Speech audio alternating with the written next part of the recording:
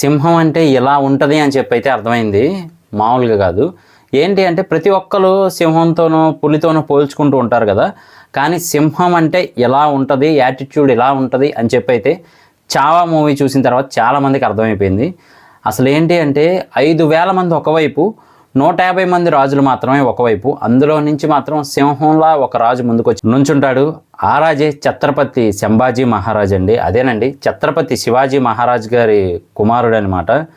నిజంగా మూవీ చూస్తున్నంతసేపు కూడా విక్కీ కౌశల్ గారు వీళ్ళెవరూ కనబడలేదు. ఆ క్యారెక్టర్లో సంభాజీ మహారాజ్ గారు ఇలా ఉండేవారా అని మాత్రమే అర్థమైంది. అలాగే చివరికి చేసేదేమీ లేక వయసు అయిపోయి బాధపడుతూ చావడం తప్ప ఏమీ చేయలేకపోయాడు అనమాట ఆ రోజుల్లో ఔరంగజేబు.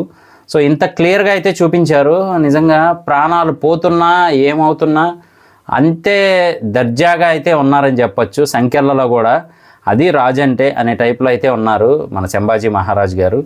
ఇంకొక వైపు ఏమో మరి ఇలాంటి కొడుకు నాకు ఎందుకు పుట్టలేదు అని చెప్పి చివరికి ఎదురుగా ఆయన్ని చూస్తూ బాధపడటం తప్ప ఏమీ చేయలేకపోయాడు అనమాట.